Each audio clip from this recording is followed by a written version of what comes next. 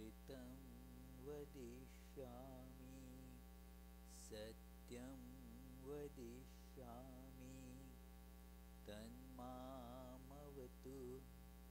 तद्वक्तारमवतु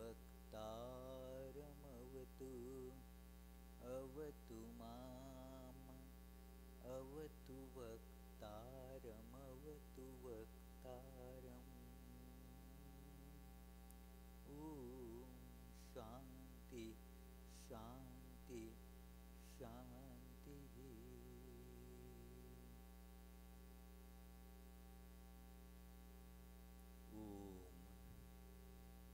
May my speech be firmly established in my mind. May my mind too be firmly established in my speech. O self-effulgent Lord, be revealed in my consciousness. May the truths of the scriptures come to me. May not what I learn from them ever forsake me. Let me live my life day and night according to their teachings. I shall speak what is appropriate. I shall speak the truth. May that protect me. May that protect the teacher. Oh, peace, peace, peace.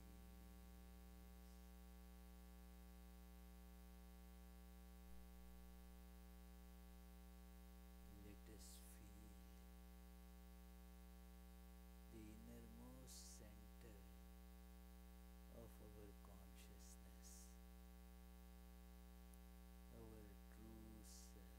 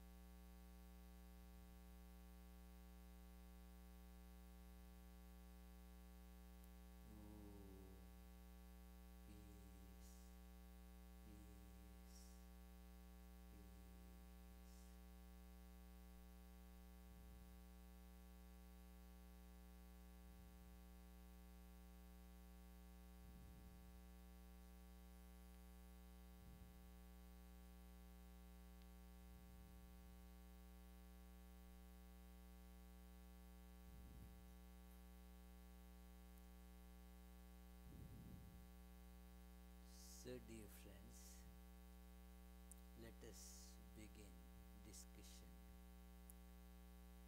on this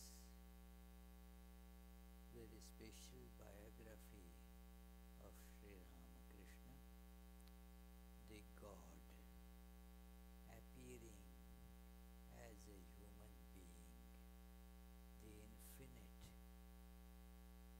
walking in front of us, talking with us in flesh and blood. So let us begin that with our usual prayers.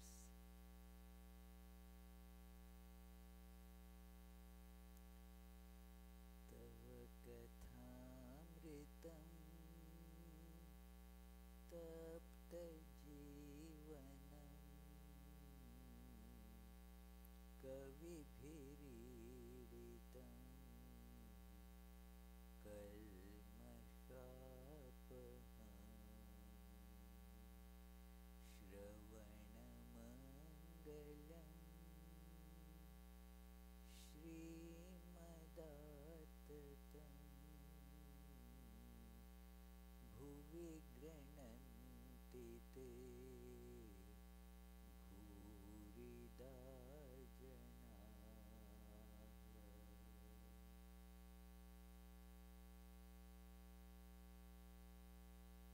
Last Tuesday we were seeing that the experience of the non-duality, it is an amazing thing in the life of Sri Ramakrishna, that all those ideas that we think of or we read in scriptures, they all come alive. And we saw how deep was his awareness of non-duality. He could not ask to Divine Mother that cure this body, this disease. Let me eat something through my this choked and swollen throat. It is all blistered inside due to cancer, and he is not able to swallow anything. So he, on being pestered by Swami Vivekananda, that you can exercise your yogic powers to cure the disease. And for any person who is naturally quite desperate to get rid of this disease would do that. But Sri Ramakrishna said, well, the yoga means it is dedicating yourself to God, which I have done. Now that mind which has been given to God, how can it come back on this cage of flesh and blood? It is not possible. But still, when Swami Vivekananda pestered him that for us, for our sake, you must preserve this body. So Sri Ramakrishna said, I don't know. Divine Mother knows everything. So Narendranath Vivekananda said, ask her, and then she will give. And Sri Ramakrishna asked Divine Mother, and then when Vivekananda again asked, what did Divine Mother say? Sri Ramakrishna said, she kind of frowned upon this request or this suggestion and said, are you not eating by all these mouths? This is the deep realization of that non-dual self. All, everything is included in that, goes right there. In my ignorance, think that whatever is eaten from this mouth goes to me, and whatever is eaten by that mouth goes to Ritu. And so therefore it is all separate. But this is because of ignorance, that I here and I there and I there, they are different. When that ignorance has vanished, you see that it is the same one divine self. And there is, we read about that, there is this incident and a wonderful philosophical discussion about this truth in Chandogya Upanishad, that a king heard the birds saying that this king is of course great, takes care of the subjects, feeds everybody, and is therefore a wonderful person. Everybody eats the food given by this king. But he is in comparison nothing compared to that this cart pusher. A cart pusher, they loading that carts. So that cart pusher, he is much superior to this man, this king. In what sense? That whatever people do, the result gets accrued to this cart pusher, this cart man. All whatever people do, any good thing people do, the merit gets deposited in that person's bank. Isn't it what a great thing? That suppose you go and deposit something in your account in the bank, and you found it is getting deposited in Swami's account. What is this?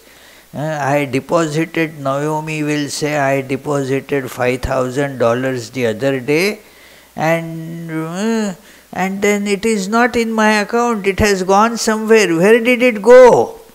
In that Swami's account. And everybody, whosoever puts anything in bank, it goes straight into Swami's account. So any person, whatever meritorious act that person does, the merit goes to this. The name was Raikwa, to this Raikwa. And thus he gets everything. So the king sought that man, and then that man refused to come to king to give that wisdom to him. King said, well, I will give you so much money. He wasn't interested. I will give you my half kingdom and so many different things, all the jewels and all. Please come and teach me this. And that cartman, Raikwa, said that, well, you are too miserly. For such a small price you cannot get this. Then the king said, okay, I will give you my daughter, whom I love so much. And then he said, okay, since you are now giving up your most beloved thing, I will give you this knowledge. So renouncing everything, that his daughter was the symbol of that everything is now given up. Now you are ready to get this knowledge. Our attachment for any particular thing will prevent this knowledge from entering into us. that this is my house, then you cannot have that capability of getting everything. Whatever is with that house, only that much you will get. Nothing more than that. This is my kingdom. Okay, only that much you will get. Nothing more than that. This is, my family. Okay, you will get only that much. Nothing more than that. You have to give up. As Sri Ramakrishna used to say, I and mine. No I, no mine. That ego has these two expressions. I am so and this is mine. That on that Sunday there was the lecture, beware of Minosaur. So, Minosaur. That consumes everything. This is mine, and one keeps on suffering because of that. So, when one is ready to give up that, then you have everything, then everything is yours. Because we say that I am so and this is mine. What are we losing? What Ritu? What are we losing by that? By saying this, I am this much and this is mine. What do we lose by that? We lose everything. Correct? We are everything. But then, if we feel that only this is mine, then you lose all. Even that little thing is taken away from you. It is not yours because you yourself are changing all the time. There is no stability to that, and thus one loses everything.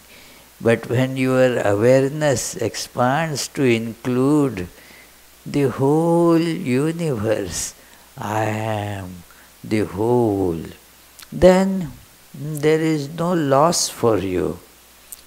And the way that to do it is to give up mine, then you have everything. If you say this is mine, then only that much is yours. There is that saying attributed to the king Janaka, who was without a body consciousness. So therefore called Videha. He was a king but had no body consciousness. So he said once that my wealth is infinite. Anantam batame vittam. My wealth is infinite. Why? Yasya me nasti kinchana. Because nothing belongs to me. So, the infinite belongs to me. Why? My wealth is infinite. Because nothing belongs to me. Yasya me nasti kinchana. So, that is the secret. That if I have a little bit, gone. That little bit will kill you. Whatever you say mine, that little bit becomes the sword or the bullet that kills you. It is very important, therefore, for the spiritual aspirants to give up this idea that this is mine. One may say it is difficult. It is difficult because of the habit, our addiction to this particularized I and mine. We are tremendously addicted to it. And addictions are hard to get over. You may think, well, I may get over even simple addictions like coffee. Addiction to coffee is not easy to get rid of. It is very difficult. the more tougher addictions which go deep in the brain and then change your whole this thing view of the world, they are still more difficult to get rid of. So it is therefore this idea is very deeply gone into us as an addictive substance. So therefore it is difficult to remove. But it is addiction, and so we need to enroll ourselves in the de-addiction program. There are de-addiction programs. Do you know, Naomi, there are de-addiction programs? Yeah, so there are de-addiction programs that we have to enroll ourselves in. That de-addiction program is to meditate on our true nature and to keep away from all the addictive influences roaming around us. Both these things are to be done.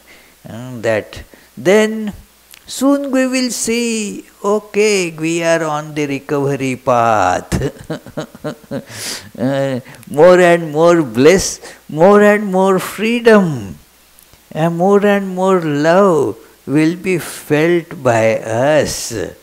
Our desires will reduce, and therefore the pain also will reduce. Desire is craving, a painful thing. But when it is reduced to that extent, the pain reduces. The happiness is our nature, you don't have to get it.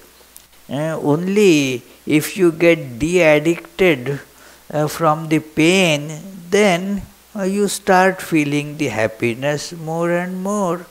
That is how it works. You don't have to import anything. Just get rid of the addiction. All that we need is already with us. The happiness is actually already with us. Let us accept, believe this. Be convinced of this truth. There are many ways that one can convince oneself of this truth, logically, experientially, but one has to act. The practical religion, therefore, is putting all these ideas in our day-to-day living practice if we want to get the results. There is, of course, the tendency to bring in excuses that in this today's world, how is it possible? Friends, today's world is no different than yesterday's world. It is only, see, giving excuses is very easy, but who is the loser? I alone am the loser when I give excuses. It is not that somebody else, my enemy loses, no, I lose. Giving excuses is no good at all. It is so one has to pick up that, well, it doesn't matter, I have to do it. It is our doctor in our mobile dispensary used to ask the patients in the villages, and they came back with the same complaint, oh, my cough and cold is still there. Did you take the medication that was given? I took one day, but then next day I forgot, and then I went to some place and so could not take. Next day I had to do lot of work, so I didn't take. The doctor would say a little bit humorously that, well, our medications, they are good, but they work only when you take them. Not otherwise, you see. And don't give excuses, whether you give excuses or no excuses. The fact is that you have not taken medication and so you will not be cured. And that you were coughing and so the medication was given to you. If you don't take, you will continue to cough. It is not that I am going to get the cough because of that. It is your disease will not get cured. So it is up to us that let us determine. This needs tremendous determination. That is one important thing for those who get addicted. That they feel, now it's too late, I already am into it. I don't feel like, I don't think I will survive without it. I don't feel energetic enough to get over it. Well, determination. A strong determination is needed. Very strong. I am going to do it. What do you mean? I am a human being as good as anybody else. I am going to do it. No excuses. It is many things get solved if you accept and do it. But our ego, no, I don't want to do it. Okay, what can be done? Then suffer. It is, I don't want to be bound by rules. Okay, then remain bound by your ignorance. It is, the choice is like that. If you want to get into de-addiction programs, means you have to follow certain disciplines, certain rules, certain do's and don't do's. And if you don't want, okay, then the consequences also are there. And this is what we have to see, that all that Sri Ramakrishna was showing, it is possible for each of us also to realize. But what this Yogatmananda needs to do is determine. Yes, I am going to do it. I have to do it. There is no shortcut or other possibilities. There is no way that we can retain ignorance and knowledge together. It is not possible. Therefore, this is that Sri Ramakrishna, regarding the non-dual state described in Vedanta, which is beyond all ideas, Master said that is the last word in spiritual attainment. So, it is last thing in spiritual attainment. When you get there, then nothing remains to be attained. And this is matter of this deep experience. So, it is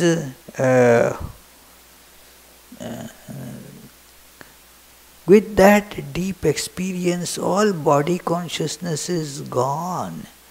And thus, you become universal. So, and now this biographer Swami Saradananda continues that what great fortune we had to meet such a, this is page 432, that what a great fortune we had to meet such a wonderful master.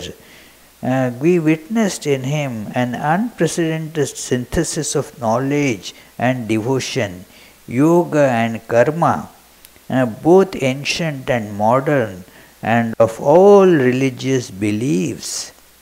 The sages of the Upanishads say that a real knower of Brahman becomes omniscient and his thoughts come true. All beings and objects in the external world implicitly obey that person's wishes and change according to them. See, because my awareness is I am this body. So my volition works only up to that if I wish to raise the hand, and that too if I am not paralytic, I will be able to do that. If I say, well, let Vishwanath's hand be raised, I have no control over that.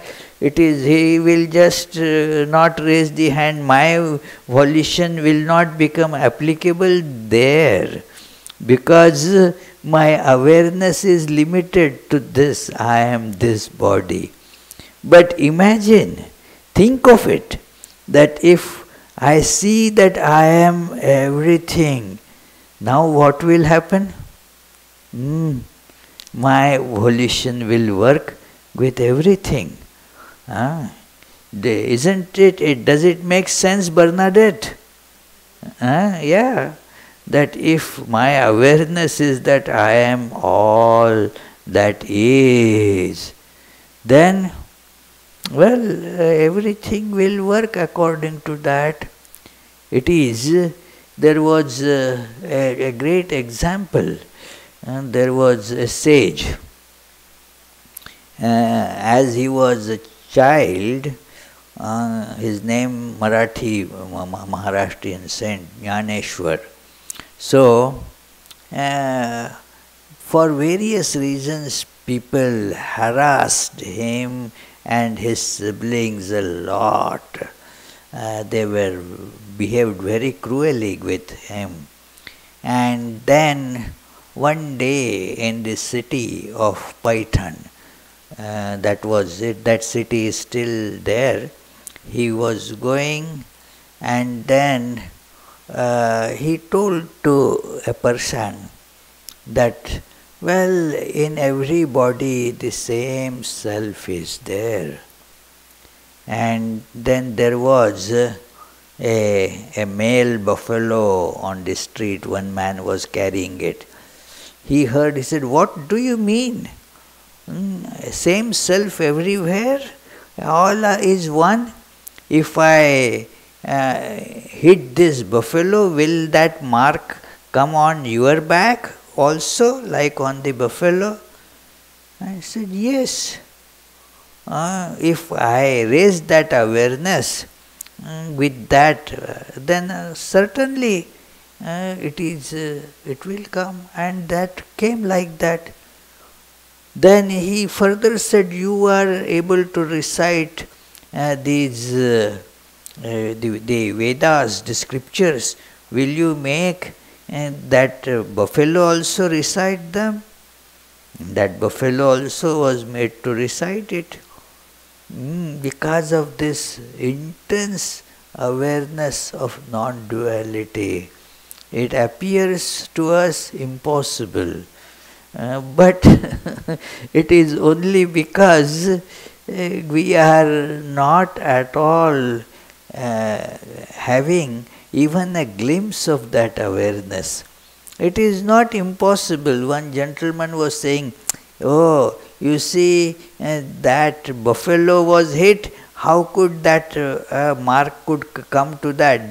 These are all cock and bull stories."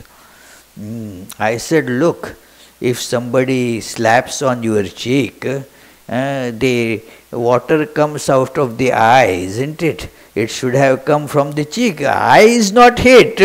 Why should I feel the effect of it? The cheek was hit, so the whatever response should have been, it should have come from the cheek only. Why it came from the eyes?" It is because the eye, the self in the cheek and the eye, it is same. Even if a child is hit, the mother starts getting tears. Why? Because of that oneness. Oh, I and my child.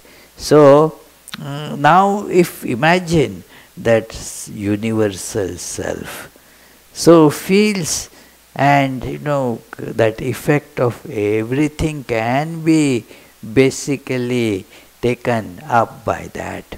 So this is an intense awareness of oneness, and Sri Ramakrishna had in his life had many instances like this, that some are given here, that a man was walking on a green patch of grass, and Sri Ramakrishna was looking at that, and at that point his mind became, kind of experiencing that sameness, that this is I. And then, therefore, he screamed, and then there were the marks on his chest. That man was walking on the grass, and the marks appeared on his chest. There was a fight between two boatmen there. The boatmen, for various reasons, like other human beings, they were in fight. And then one boatman gave a big blow to another, and Sri Ramakrishna shrieked in pain as if he was being beaten.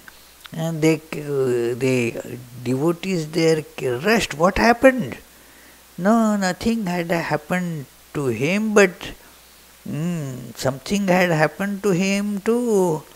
It is because he was experiencing at that time that unison with that.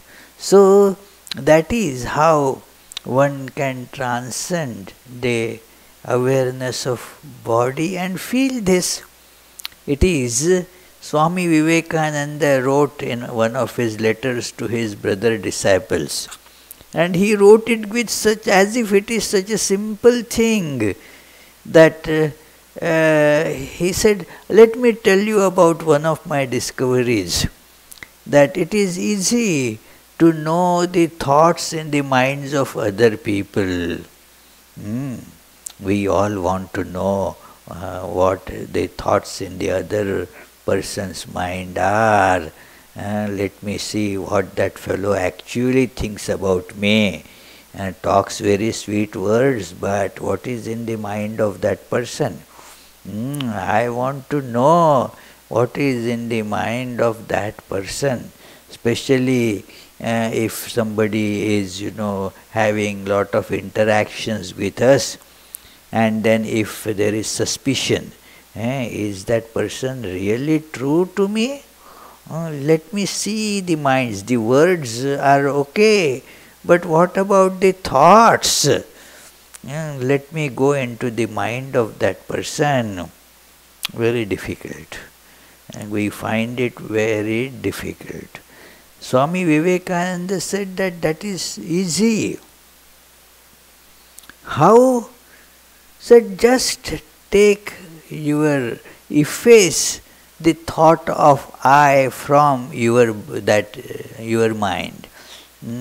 That get rid of this idea, I am this body. Efface that from your mind. As if it is so easy to wipe a blackboard and that it is gone. And so you can see the thoughts of everybody. It is so clear. So that is how the non-duality, that state is tremendous state, and it is actually available to everyone if we want it. But if we prefer to live the life of being dumb, ignorant people, then we get that. So it is up to us what do we choose in life and get on the path to realize it. You choose, but then you have to work hard to get it. One may choose that I am going to run a marathon. But then you have to work hard for that. Okay, just yes, I want to run marathon. Saying that doesn't make you eligible to run for marathon. You may run half a mile and collapse with heart attack, you see. It is, you have to prepare yourself hard for it. So, similarly here, I want that non-dual knowledge. Okay, let us prepare ourselves for it. It will come. So, many events in the Master's life reveal the aforesaid Upanishadic truth in us. Generally, whatever ideas rise in an individual's mind are truly known only to that person. In other words, that person alone knows the exact magnitude and intensity of those ideas. That also is many times not true. Even that person doesn't know much fully. It is a little glimpse is there, let alone other people. Others can only observe the external effects and make inferences. Therefore, the subjective nature of spiritual ecstasy is evident to all. Everyone knows that spiritual moods, like other thoughts, are mere modifications of the mind or manifestations of mental powers. They appear and disappear in mind. It is impossible to see the mental picture or a similar image in the external world or to show it. But on the contrary, we find that some of the Master's thoughts actually did take form in the external world. And because our thoughts are not intense, our desires, they keep on rising and going away. There is no intensity in it. So it doesn't work. I had to press some button to activate my device. I had to press that button.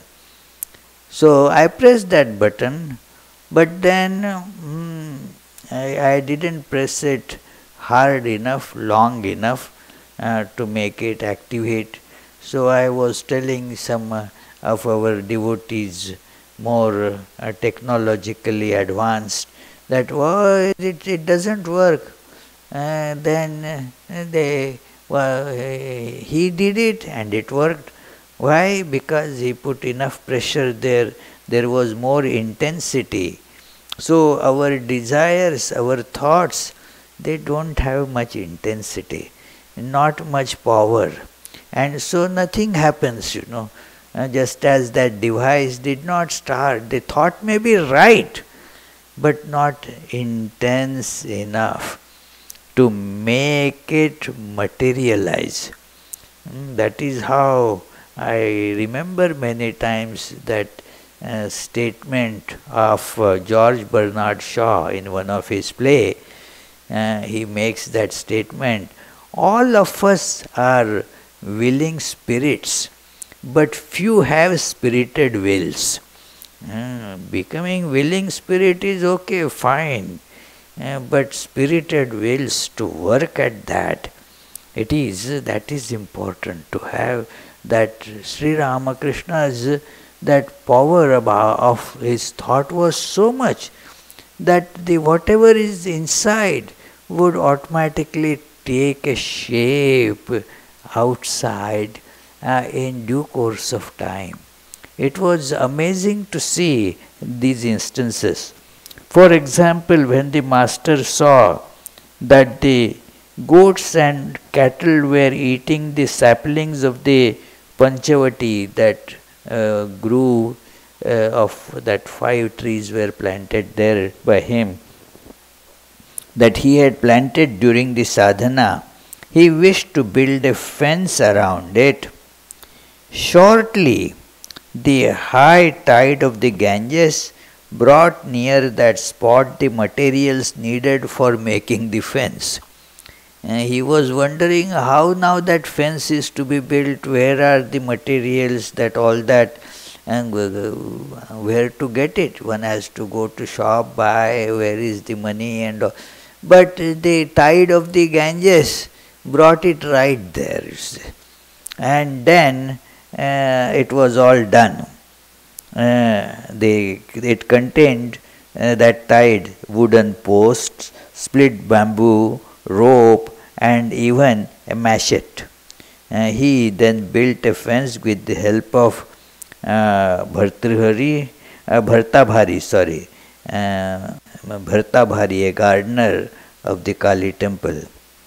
Another example, once in the course of conversation, Master said to Mathur, a son-in-law of Rani Rasmani, everything may happen by the will of God.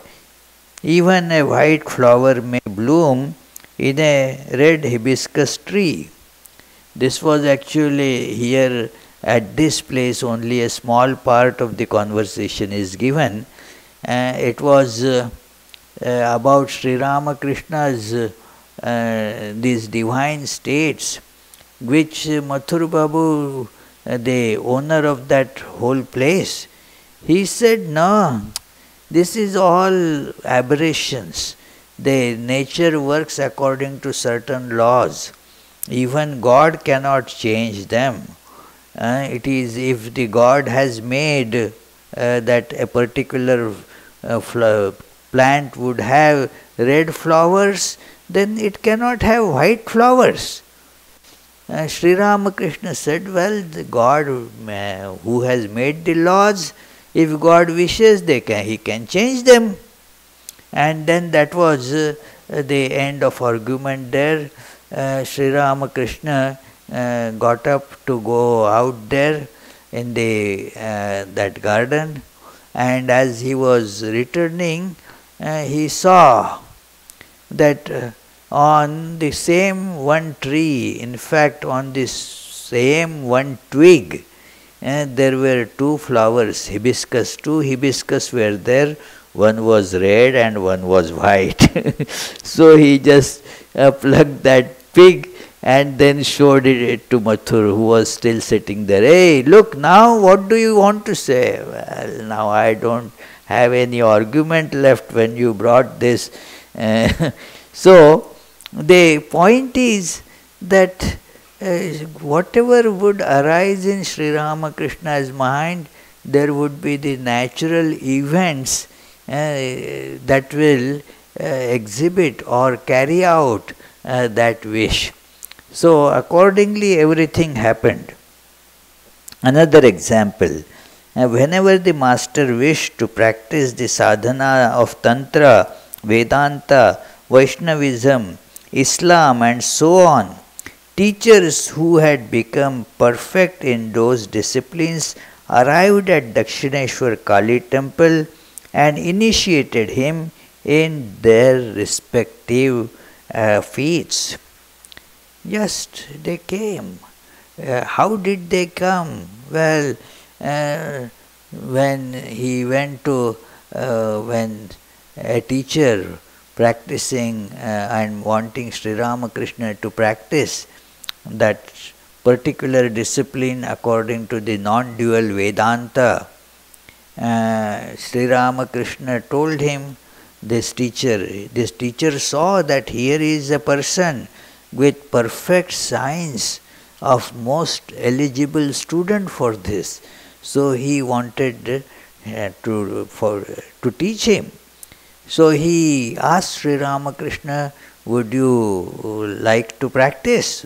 Are you willing to practice?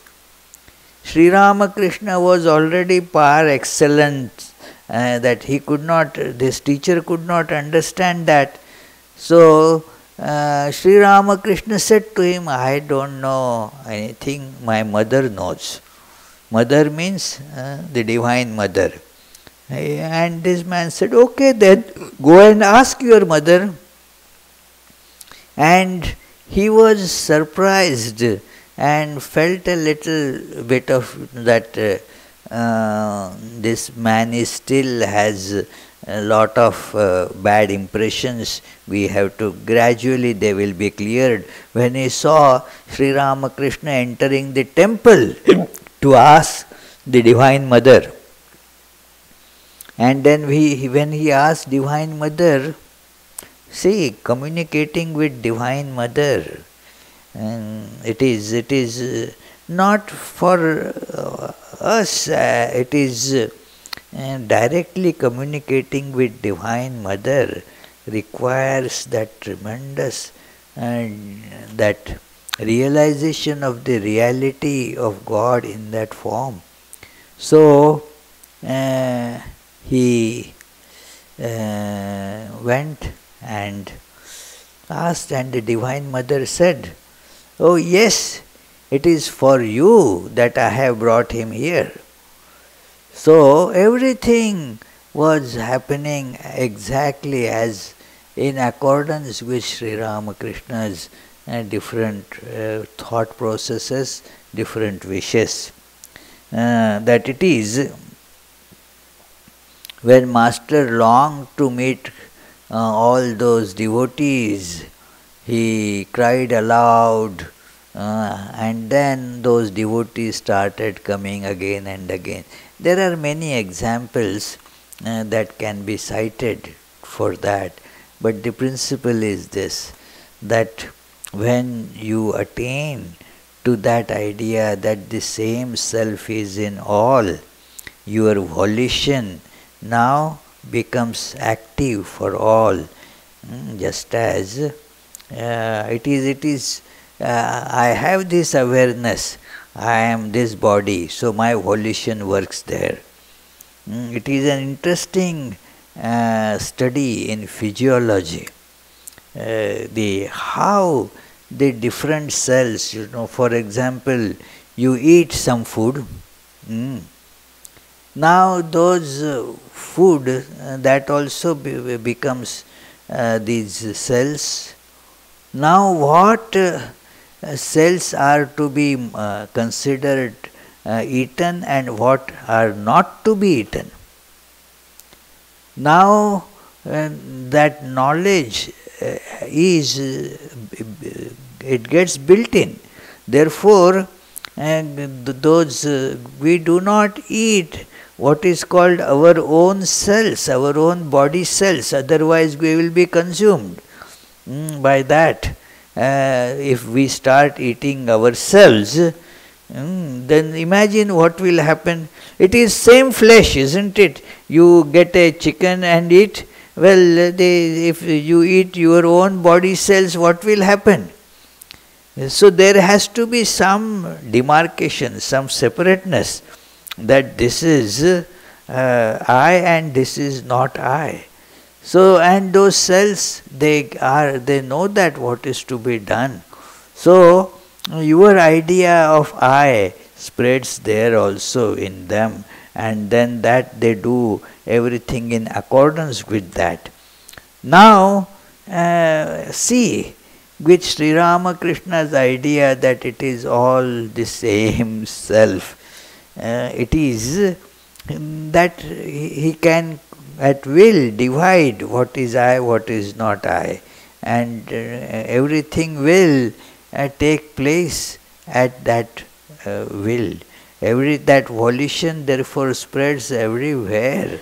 It is an interesting thing. One must really meditate on that. I am everywhere in all bodies, and see how the response comes. It is, you can work then with all hands, you can speak through all mouths. It is, one can experience those things. That it is not, it doesn't remain just then a concept in book, but we can actually see that. We could mention many such examples.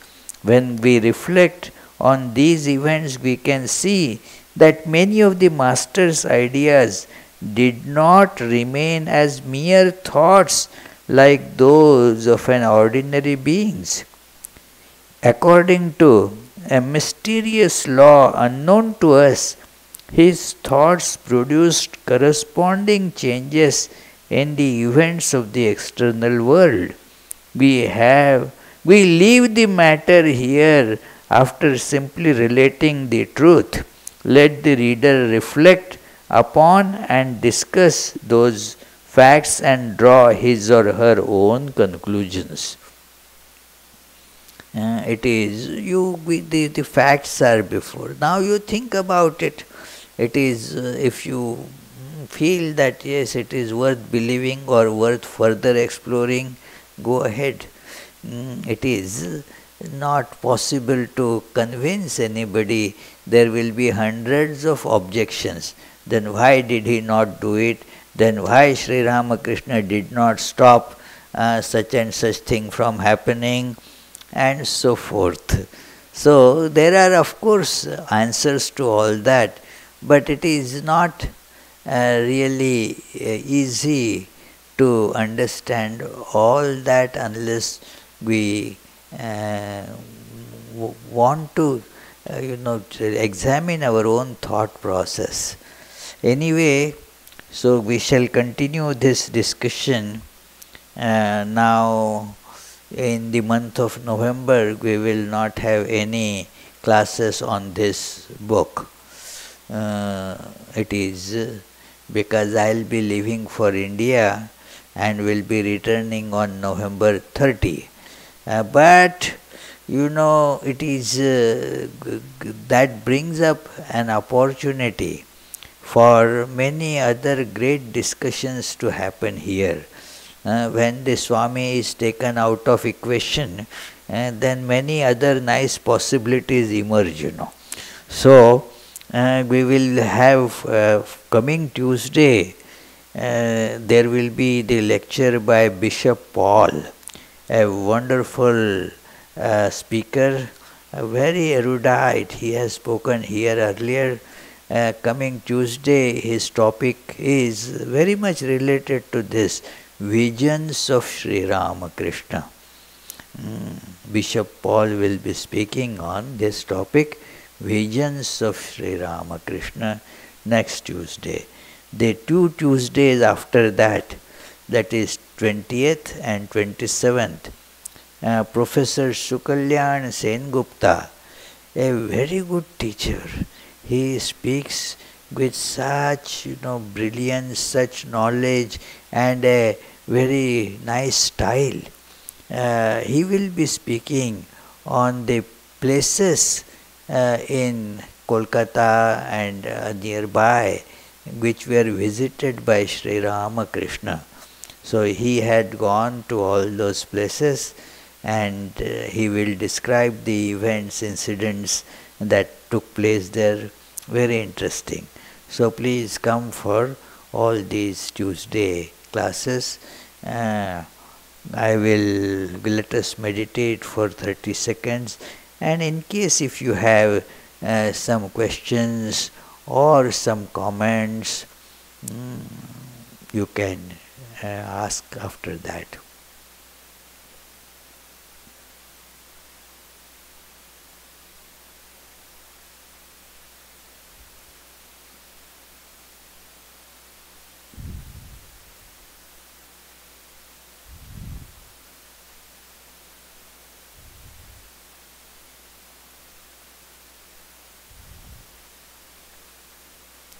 Yes, please.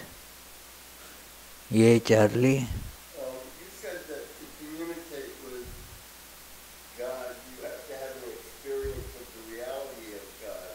But sometimes when I try to experience that, I feel like I'm just fooling myself and it doesn't feel real. So how do I get it to feel real? Exactly. How do I get to feel real? Otherwise, I do think I am fooling myself. When you are talking to me, do you think you are fooling yourself? Actually, that is what happens in ignorance, What is not real appears to be real. what is real appears to be unreal.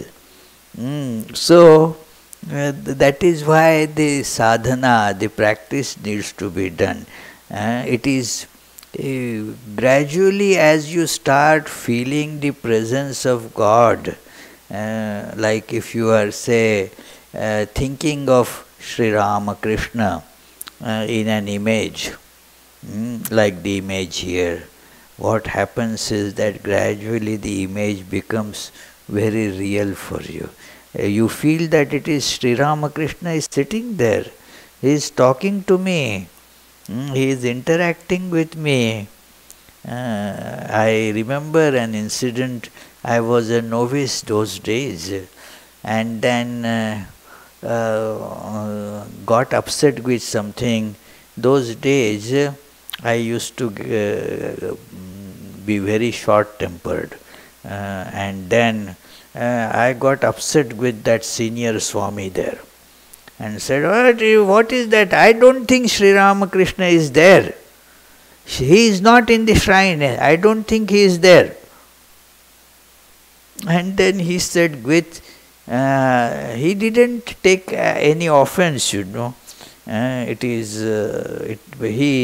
just said very calmly, with such assurance, that you may say whatever, but I know he is there. And the conviction with which he said was so apparent. I felt, oh wow, yeah, he certainly is seeing, feeling that presence there.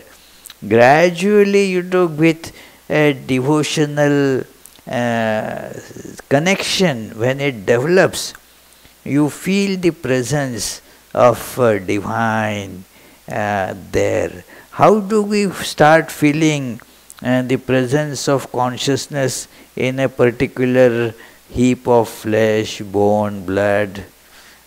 By contact, by constant interaction. We feel that, well, that is living like me. It is so. You can form the same connection. When you know somebody closely related to you, and then you keep the photograph of that person, and then you feel that the photograph that is inspiring and that is giving all that, so you feel a living connection with that it is, there is that story one Swami used to tell, that it is a husband saw in his wife's that purse, that pocket book, there was his photo. He thought, wow. And then she said, it is so inspiring, it brings me a lot of inspiration. He felt more related, wow. And then the wife kind of pricked the bubble, said that, I tell myself, if I can tackle this problem, I can tackle any problem in the world. So, means that picture becomes kind of real, you see. You can communicate with that picture, you can get inspiration from that picture. So gradually it becomes really so intense. It is so real. Sri Ramakrishna's great disciple Ramakrishna, he had that as a picture of Sri Ramakrishna in a newly made shrine building in Chennai, Madras. Now he was there, and then it was raining, and raining very hard. And then he saw that the roof is leaking. And then he went with an umbrella and held umbrella on that picture of Sri Ramakrishna the whole night. Because he is seeing the living presence of Sri Ramakrishna there. So he went to have a fight, scolded somebody that Sri Ramakrishna is to be offered every morning for brushing the teeth. See image, but it is brushing that will be brushing the teeth. A stick, a twig of the tree, a fresh twig of the tree. Certain trees have that medicinal value. So a fresh twig, by making one end kind of soft, is to be kept there.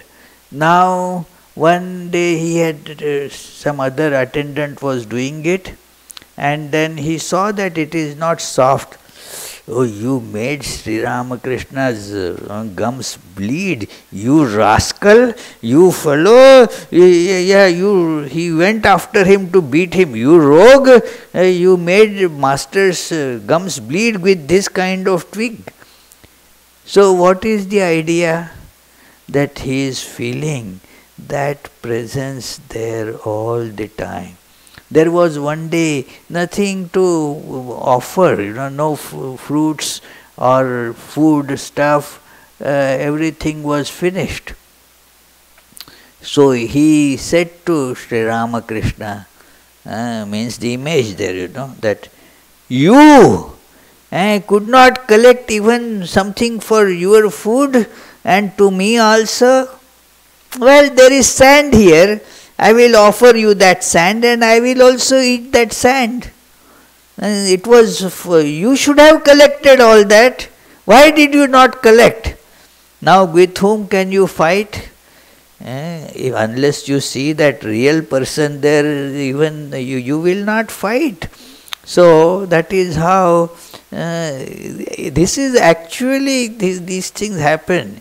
Many such things I have seen, that so much concrete awareness of God being there comes, and the more we practice meditations, the more the image becomes alive for us.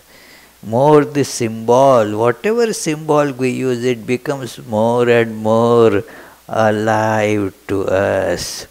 It is, the artist can understand it much more, that yes, it becomes alive.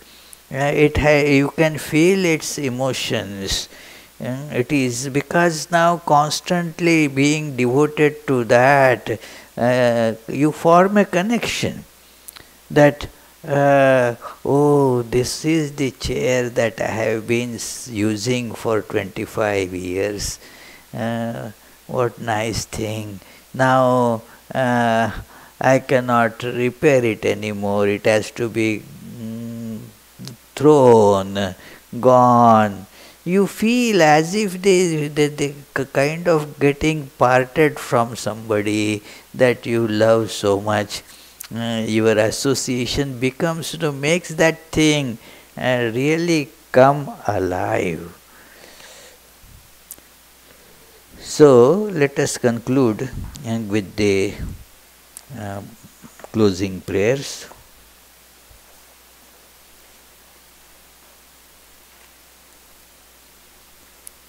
May the Divine, who is Father in heaven of the Christians, Holy One of the Jewish faith, Allah of the Muslims, Buddha of the Buddhists, Tao of the Taoists, Great Spirit of the Native Americans, Ahura Mazda of the Zoroastrians, and Brahman of the Hindus, lead us from the unreal to the real, from darkness to light, from death to immortality. May the all-loving Being manifest Himself unto us and grant us abiding understanding and all-consuming divine love. Peace, peace, peace be unto all.